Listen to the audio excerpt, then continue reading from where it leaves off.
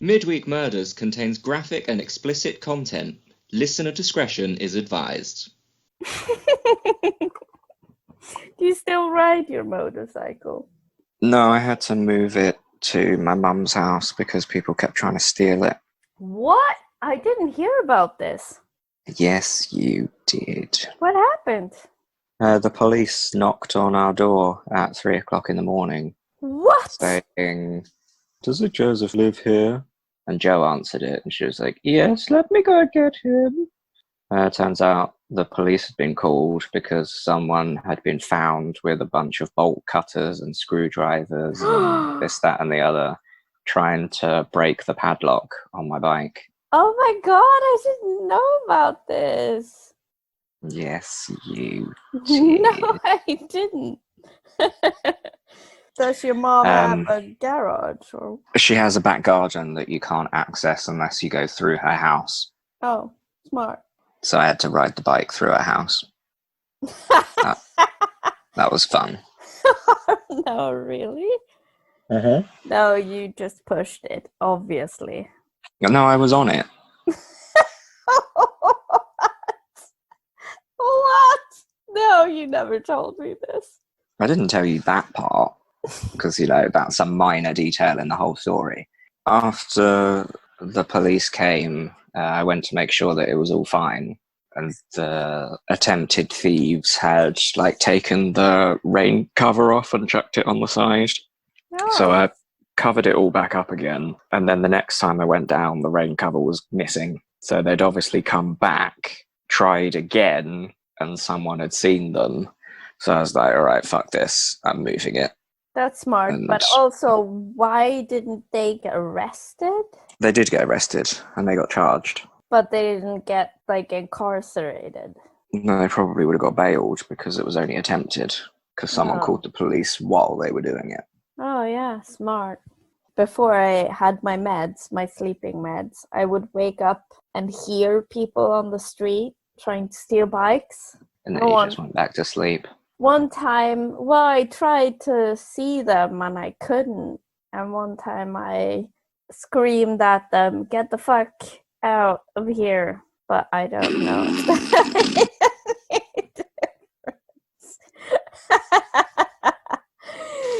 Intimidating. Probably didn't help, no. But it's very, very common in London. People go out and steal bikes with a car. So it takes maybe... London's a shithole. It takes maybe 3 minutes and then they're gone. I'm like, oh, is this how it happens? And then nothing. That's the end of the anecdote. That's the story. But wait, did you actually drive your motorcycle inside of your mom's house? Yeah, but very slowly. And nobody thought this was weird? No, because it's the only way to have got it into her back garden. Couldn't you just push it? No, the gaps were too narrow for me to be by the side of the bike and get the bike through. So I had to be on the bike. I don't know why that's the sticking point. Why is it so weird? What's the difference between pushing it and riding it at half a mile an hour? I don't know, I wasn't sailing through there in full leathers with my helmet on. Watch out, cats and dogs, I'm coming through, ready or not. It could be a sitcom. Skidding round the corner and messing up their rug while I was laying down. No, it was less than 1 mile an hour. The bike was barely moving. Not the carpet. Oh god, that's hilarious. I've never heard of this before. Why do you tell me now? It's so funny. No one other than you would have found that the most interesting part of the story. But I'm glad you moved it somewhere safer now. Yeah, but now it means that I don't get to go out and play whenever the sun's out. Yeah, which is sad because then why do you even have a bike? Because I bought it before it was attempted to be stolen. Yeah, I know. But like, I think you need to disembark this SAS train at Judgetown and maybe get a return ticket back to Normalityville. you know, that's never where my train stops. No, you go straight past into Loonyville. Oh yeah. Okay, I've had so much fun with these notes, and it's not going to be fun for everyone, but Well, hold that thought, because you've been laughing so much at my bike story, I need another beer.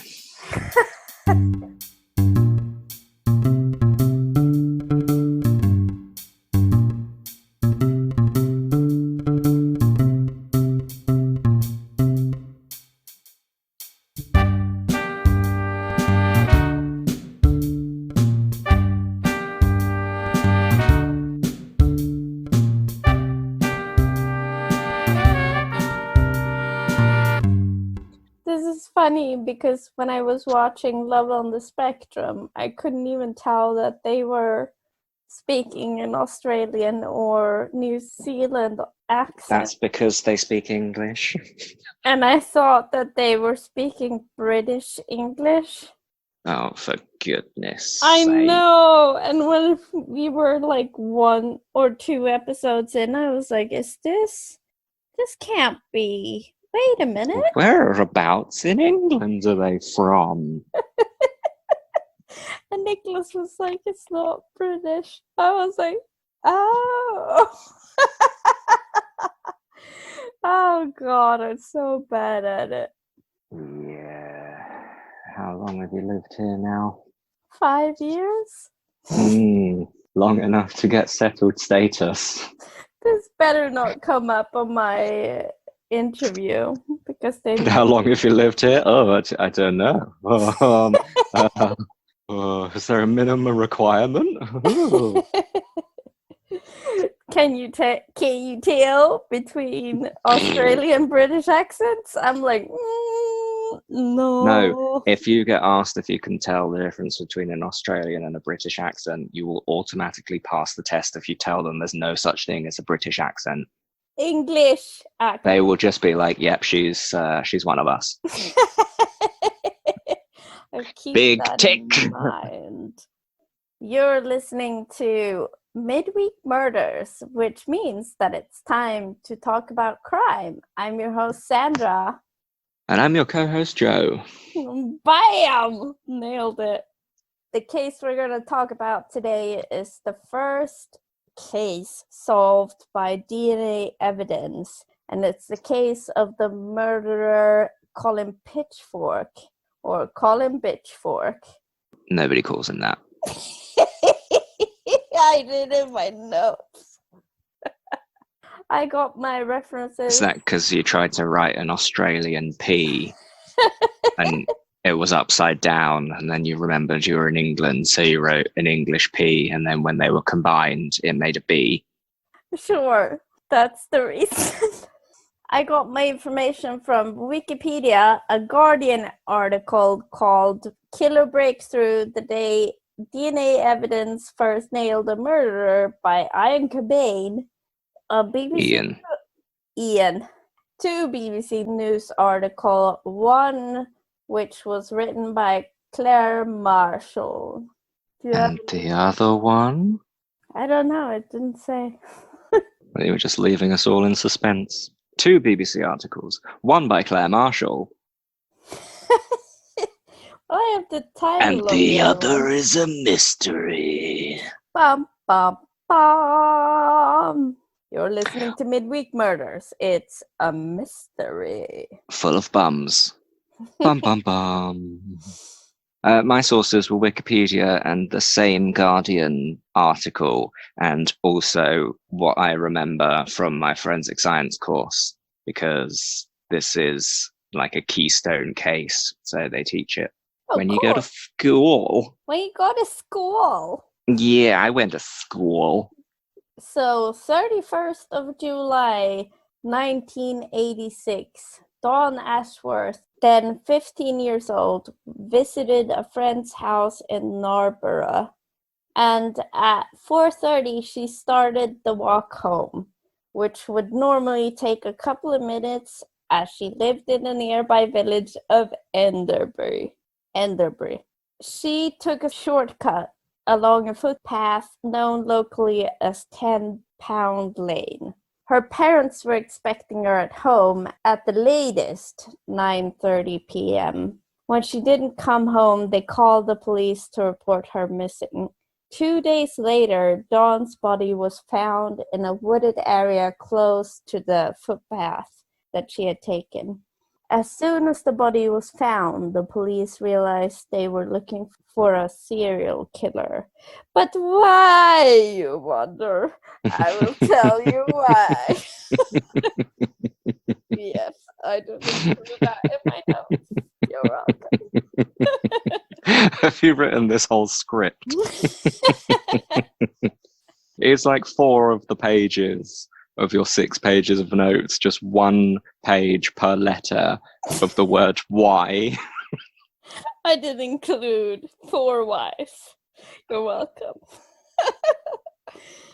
On the 21st of November 1983, 3 years earlier and only a couple of 100 yards away. And a little bit of a side note, I don't know how much a couple of 100 yards away are, because I did write a couple of 100 meters, but that's not true. It was a couple of 100 yards, so I kind of figured that was a lot more. Bear with. No, it's pretty much the same. 1 yard is 0.9 meters. Okay. So on the 21st of November 1983, 15-year-old Lynda Mann, who had been walking home after babysitting, was raped, strangled, and murdered in the same way as Dawn had been. When Lynda didn't return home, her parents and neighbors spent the night searching for her. The next morning, her body was found on a deserted footpath known locally as the Black Pad. With the forensic science available at the time, I thought you would appreciate that, but maybe not. Because the sentence involves forensic science. Oh, he'll like that. No, I was like, oh, this is what they had at the time. This is what those schmucks could deal with back then. Oh, yeah. They were able to link the crimes, not only because of the crimes being of the same modus operandi and having been committed very geographically close, but also because the semen found at the crime scene was of the same blood type, which kind of was the forensic science that they had at the time, which was funny to me because researching British crimes, they always tried very hard with the science stuff. They didn't really try in America, I feel like, but that might be my bias. No, when I was being taught forensic science, they said that we pretty much wouldn't be able to get a job if we were looking in America because the standards are completely different. So what we are taught to do and to search for in UK forensics is not applicable at all in US forensics. So the police stated publicly that they were looking for a serial killer who was most likely a local man who knew the area. Whilst Lydia's murder remained unsolved for the 3 years before the killer struck again, after the police found Dawn's body, an arrest was made. They zeroed in on Richard Buckland, a 17-year-old boy living in Narborough with learning difficulties, and I say this because of the police interview.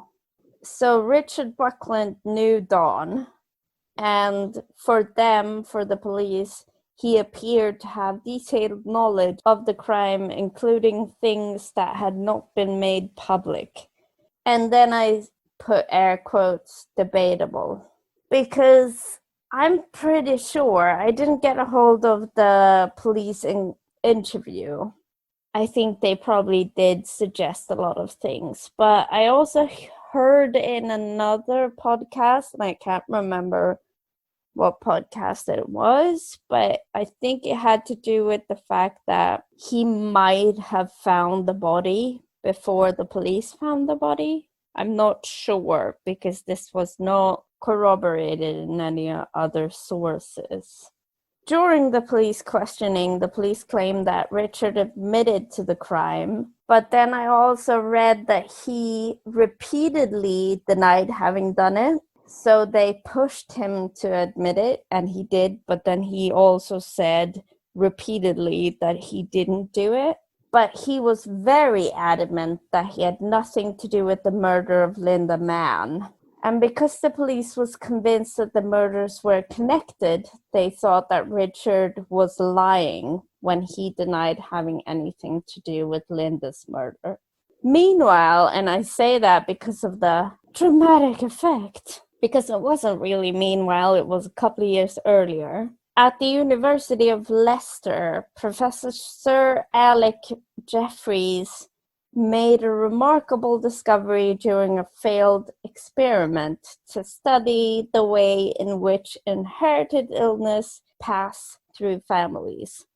So this discovery happened in the morning of Monday, the 10th of September, which is one day after 9/11. I would just like to say. It's probably not funny. I didn't write that in my notes. 1984, when he pulled an X-ray film out of the developing tank in the laboratory, he could see patterns in the genetic material which completely discriminated between the three people who had been involved in the analysis: a technician, a mother, and a father. Within seconds, said Professor Jeffreys, it was obvious that we had stumbled upon a DNA-based method not only for biological identification, but also for sorting out family relationships. It really was an extraordinary moment. Do you want to say something about that DNA thing? There's not really much that you can comment on with his accidental discovery. Like, he left his stuff to develop for too long by mistake and then realized that he'd got DNA sequencing out of it. You pretty much covered what you can talk about on that discovery in your summary. Okay, because I kind of read about it, and I mean, yeah, if you've got questions about it, then I'm happy to try and answer anything. But from what I understand, it's the very important part of this in forensic science is that he could separate the victim's DNA from the perpetrator's DNA from the same stain, I guess.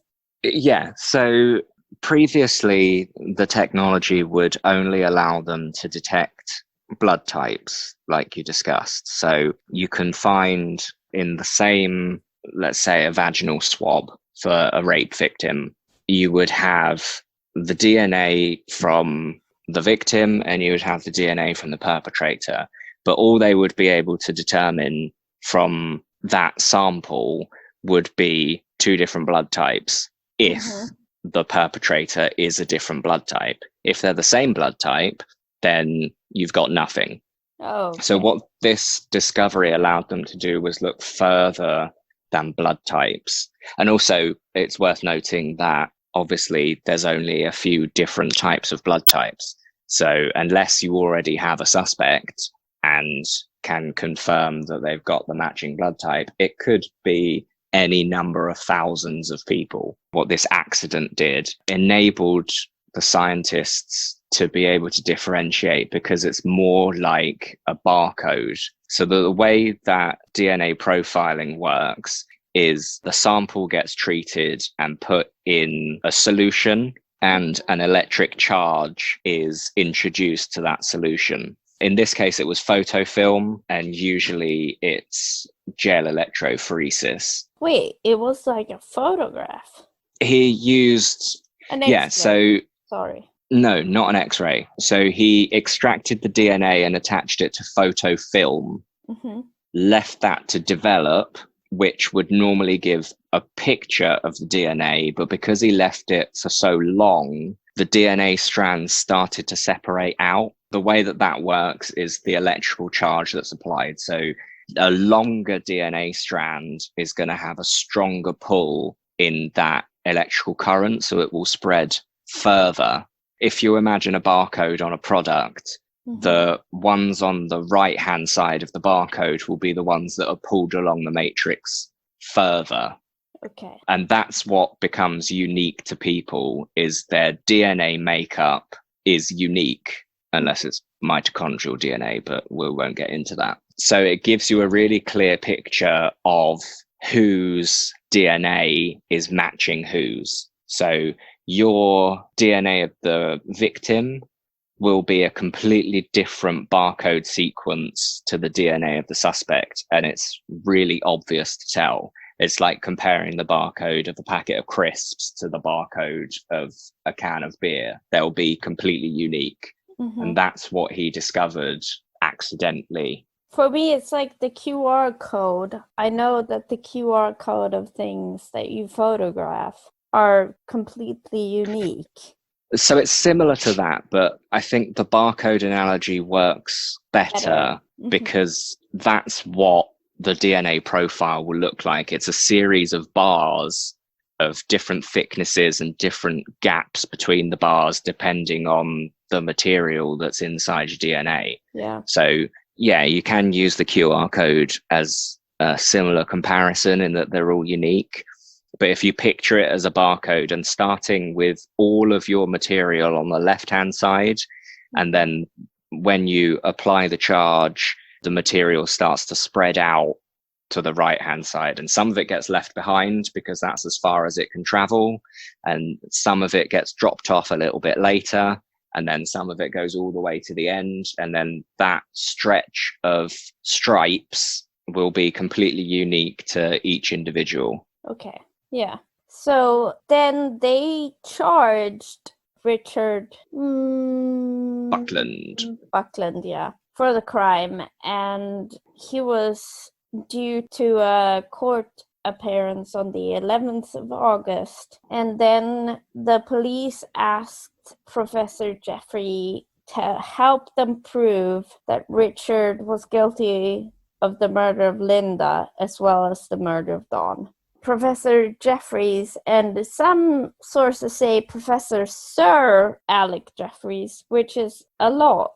Is that? He was a professor and he got knighted later in his career. So at the time of this whole trial, he was just professor. Is that a thing that you should say, though? Like Professor Sir Alec Jeffreys? It will be down to his preference as to which he would be preferred to be addressed by. But usually you would only pick one or the other. Okay. So if you're referring to him in an academic sense, which we are here, I would just call him professor. Okay. Especially as he hadn't been knighted at the time. So Professor Jeffreys agreed to look into it and found that not only was Richard not guilty of Lynda's murder, he was innocent of both crimes, as his DNA did not match the DNA found at the crime scene. But Jeffreys did confirm that the DNA found at the crime scene was undoubtedly from one man. So the police suspicion that it was a serial killer, he said, was correct. It just wasn't Richard. So the following month, the police decided that because they had gone from a cold case and then a perpetrator and then nothing, they decided that they would try Alec Jeffreys' kind of science, or they were a bit apprehensive. Technique. Yeah, technique. They were a bit apprehensive because they thought that Richard was the murderer. But then they were like, well, if he's not the murderer, we can't go from nothing or from something to nothing. So they were like, yeah, we should try that technique to catch the killer. Thus, they tried to screen the entire neighborhood and also sent letters to every male born between 1953 and 1970 who had lived or worked in the area in the recent years. So this was voluntarily at first, but some guys tried to decline because they were like, I'm afraid of needles, or I don't want to, etc., etc. But I think they were socially pressured into giving their DNA. I'm not sure that it was so much social pressure. I think it's worth noting that it was a very tight-knit community. So almost all of the community were willing to do what they could to help. I could imagine in that age, they probably had daughters of their own or children of their own. Yeah, so a lot of people signed up voluntarily, and then most of the people that had a problem with it came round because they wanted to see whoever was the culprit put to justice. There was a certain degree of social pressure behind it, but I also think that it's one of those rare instances where the whole community comes together knowing that what they're doing is going to be helpful and will provide the solution that the police are looking for. You wouldn't be able to do anything like this nowadays because you'd never get the same kind of response from a community. Probably not, no. It said that by the end of September, I guess, because it said the following month, around 1,000 men had volunteered to give samples.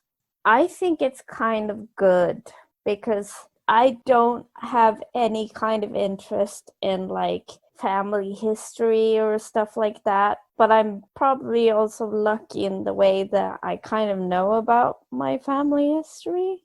But I wouldn't give it voluntarily unless it was in that kind of context, I guess. So if they had said that my DNA could disclose or bring to justice a perpetrator, I would probably give it, I think. Yeah, I think a lot of the people that were objecting were also people that had previous with the police.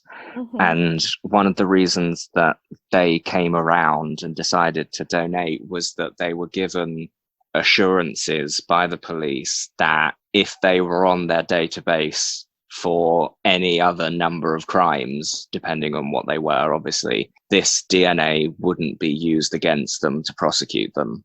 Mm-hmm. So they were like given a free bill of health by the police to say like, okay, you were arrested for petty theft, let's say. We won't use this DNA sample in order to prosecute you for that. We just want to be able to rule you out of these two murders. And that eased a lot of tension for people with a previous criminal record. Understandable. Like the only thing why I won't upload my DNA to like Ancestry or stuff like that is because I already know about my family history and I have no interest in it. Like my mom and dad, they send me emails a couple of times a month about like, oh, we just discovered we're related to Genghis Khan. So's the rest of the world, mate. Yeah, that too. My dad is like a sixth cousin to my granddad. I'm like, yeah, okay. And they're like, oh, you're a direct descendant of Birger Jarl. Ursa Valdal. Which would be funny. But no, like one of the first state chiefs in Sweden. I was like, oh, right, sure.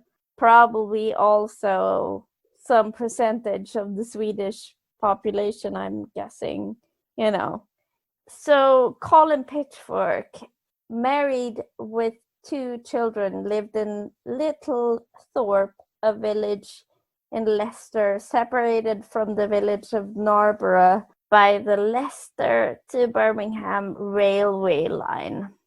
Before his marriage, Pitchfork had been convicted of indecent exposure and had been referred for therapy, and then I capsed this in my notes, which obviously didn't help.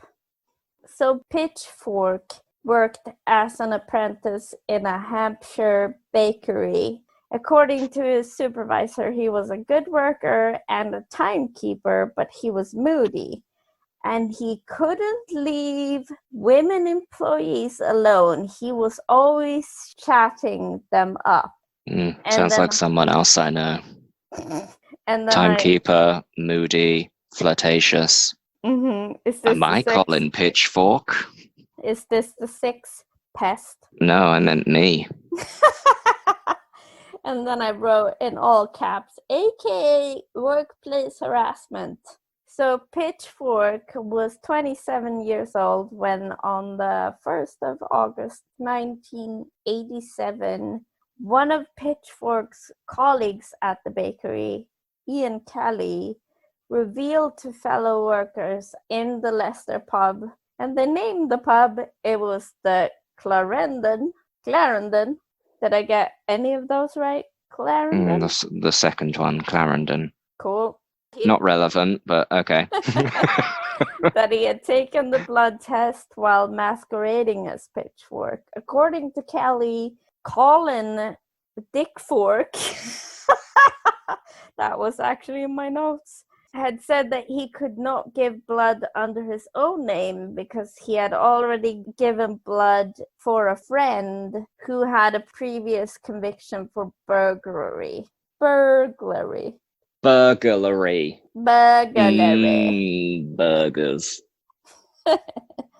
A woman who overheard the conversation reported it to police, which I feel like is very common for the very small communities. Like where I grew up, that would happen. 100%. Yeah. I also want to mention here that Colin and his boy, not his son, his homeboy, Ian. Yeah, sure, were actually bragging in the pub. In the pub.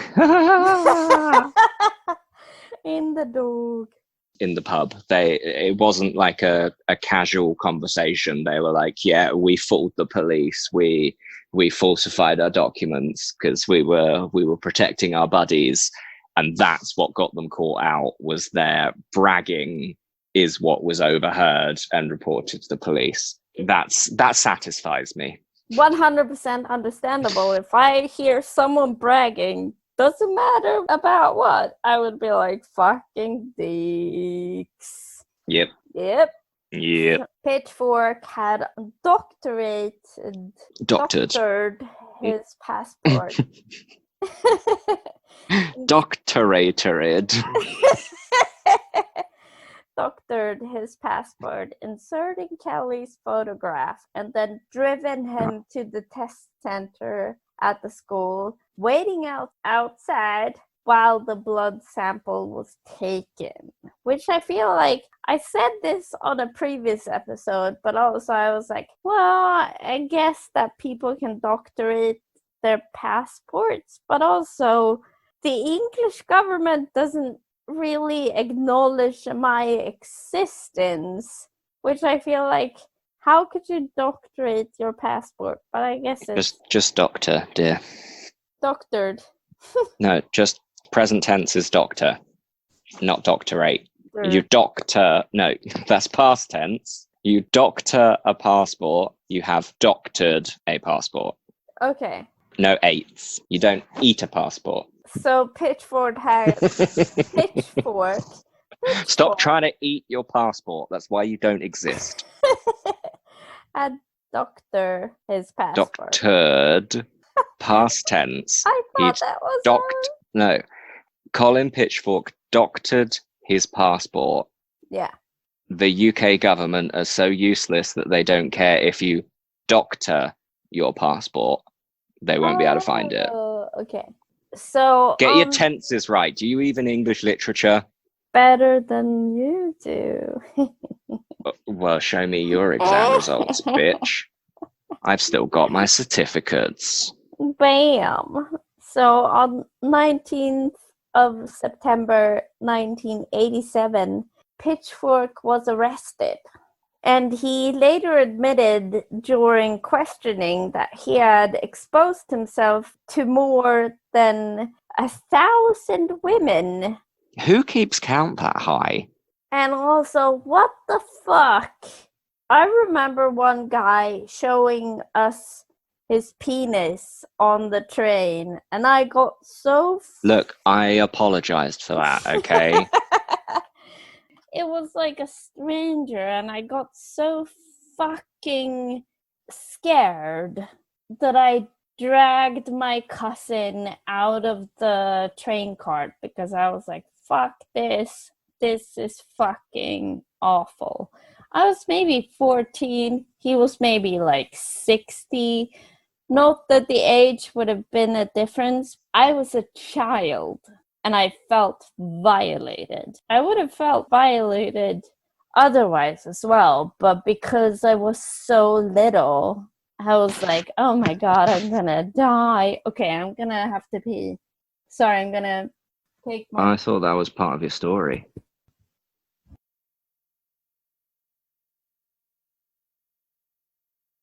And that is why, ladies and gentlemen, you should never trust somebody who says they've come to this country legally. Oh, that was bad timing. I listened to the last story you did with me being on the toilet, and it was so dissatisfying. Never came anywhere. I was like, all right. I thought it would be like secrets. I was so... Oh, you might want to cut that one out. I will, don't worry. Okay. And after the 1,000 women, he later progressed to sexual assault and then to strangling his victims in order to protect his identity. He pleaded guilty to the 2 murders in addition to another incident of sexual assault and was sentenced to life imprisonment. His rap sheet is actually even worse than that. So he pled guilty to 2 counts of murder, 2 counts of rape, 2 counts of indecent assault, and 1 count of conspiring to pervert the course of justice. That's a lot of guilty pleads. Yeah, it was real bad as well because of the progression of his indecent exposure. I felt like he should never be in society again.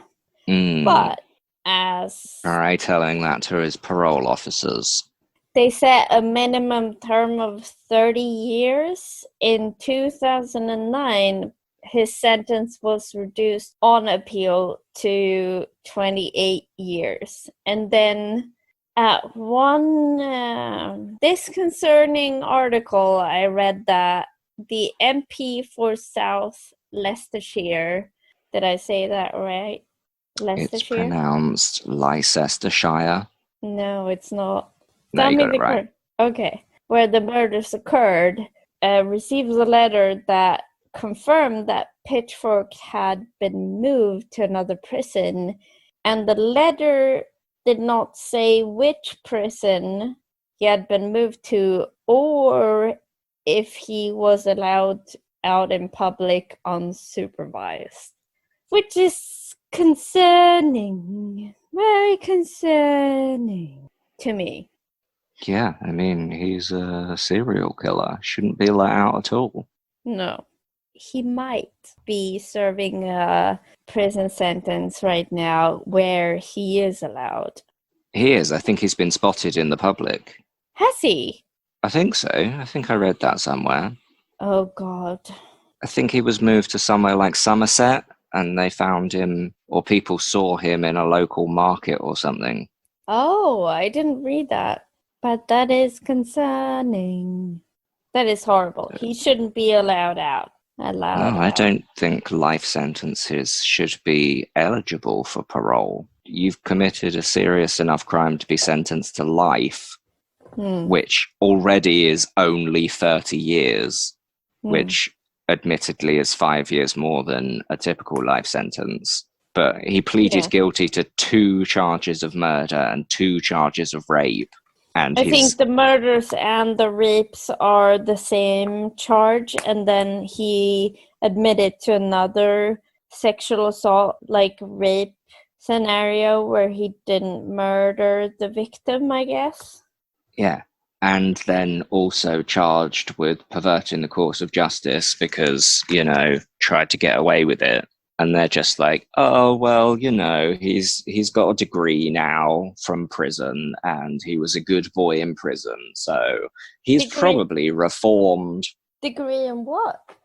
I don't know. Okay. Did you have anything else about the forensic science? No, you made me say it all earlier. Oops. But it was a benchmark discovery, and it's now led to something like 55,000 prosecutions worldwide. I think there was someone in death row in the US who'd been on death row for something like 30 years, who was then found innocent because of this advancement in technology. So definitely a good accident to have stumbled upon. Definitely. And also why people want you to upload your DNA, because even if your siblings or your parents have never committed a crime, your third or second cousin might have, and your DNA might be pivotal to that discovery. It's enough to make the link once they can determine the mitochondrial DNA significance. Yeah, so I might need to at some point.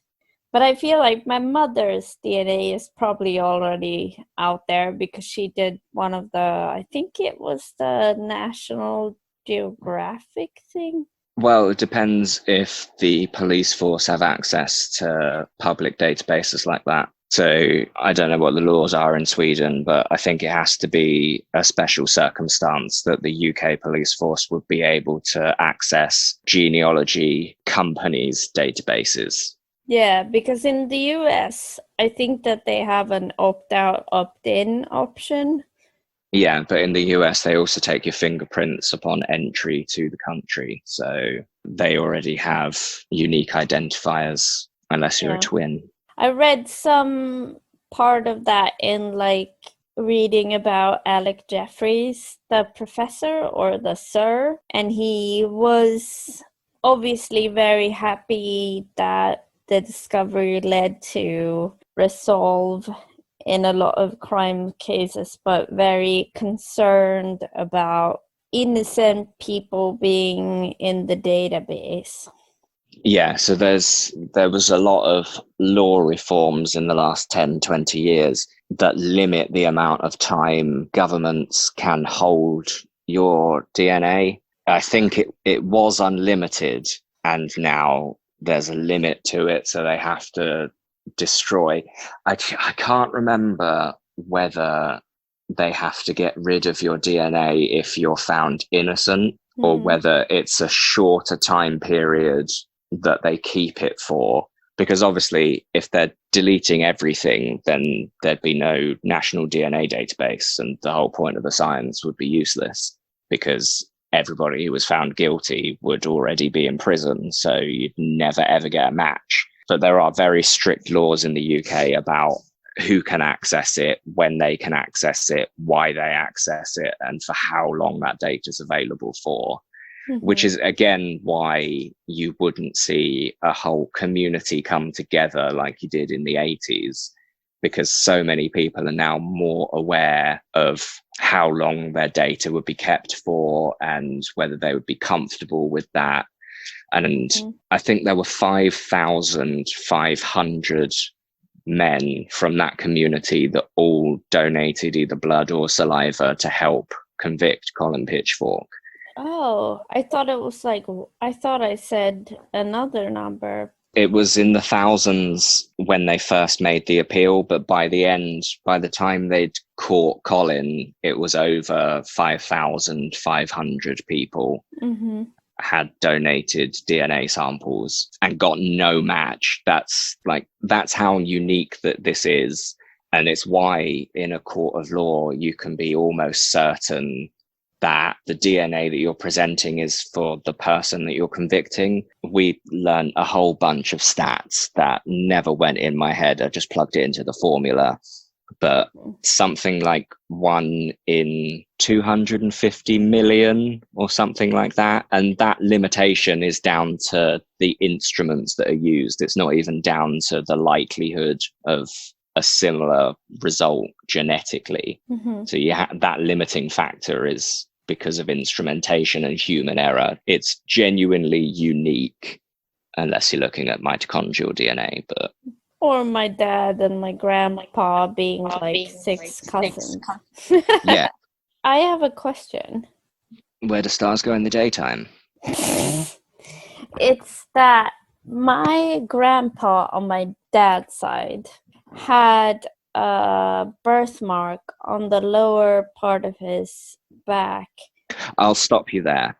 Birthmarks are one of these things that have confused the scientific world since they realized they could be passed genetically. Nobody knows why, nobody knows how, but it's just a thing that happens. Because so it was really I can't funny. answer why you have almost the identical same pattern that he does. Because it was really funny. I don't, but it's like one of those raised brown ones, you know? A mole? A liver spot or a mole, I guess. I don't know the English term for it, but my granddad has it on his lower back. My dad has it in the exact same spot. My oldest brother has it on the exact same spot, and all three of them have really bright blue eyes as well. They sound dreamy. I know about it because we used to go swimming at my grandparents' house, and then I noticed it, and I was like, you have the same birthmark at the exact same place. And they were like, oh yeah, we do. And then my grandpa once swatted my dad really hard because he thought it was one of those blood-sucking insects that flies. A mosquito? No, it's a bigger one. It's like a moth that sucks blood. Oh, you're thinking of a bat. No. It's like an insect. I used to be really scared of them because once I saw it on my shoulder and I saw the teeth going in, I was like, ah! Yeah, I don't know what that is. It was a thing in the north of Sweden. And my grandpa swatted my dad really hard on the back, and it was at the same exact birthmark that he also had. And I was like, that's ironic. But maybe it's not, if you don't know the context. It's not ironic whether you know the context or not. But oh, there you go again with your grammar and shit. You know, that's just an English literature thing. So what are you gonna do now? Go sleep? What's the time? 10:30. Probably got time for a couple of furious masturbations. Did you walk your dog? Did you have dinner? Yes, I'm not an animal. I feel what like... are you gonna do? Well, I'm probably gonna take my meds, do my first cream, blah blah blah. Bodil was very funny today. She was in the camera when Niklas was in a meeting. Hello, I'm here. I can do the programming too. Hello, I want to rub all up in your laptop. I can lead a team. Pay attention to me. And then Niklas did a quiz about like his Zoom backgrounds, what he should have from old movies. And I got almost all of them because I've watched every single thing that is out there. That is how bored I am. You need to take up knitting. Yeah, I do. I did before when I was 12. I used to No, you are Knit. such a grandma. I've always been a grandma. When I was 12, I used to knit little scarves for my grandchildren. I didn't have any grandchildren, but I was just preparing for the day. Do you want to say bye to the listeners? Thank you so much for listening to Midweek Murders. See you That next means it's week. time to talk about crime. No, we already did that. Oh, sorry, I got confused. It's like muscle memory. I hear Midweek Murders, and that means it's time to talk about crime. Thank you so much, Suzanne and Lee, for listening. We see you guys. And that one listener from Pakistan, welcome. And my Iceland boy, my homie. And the Iceland boy, hello. Oh, woman. Fucking sexist pig. Okay, goodbye. Peace out.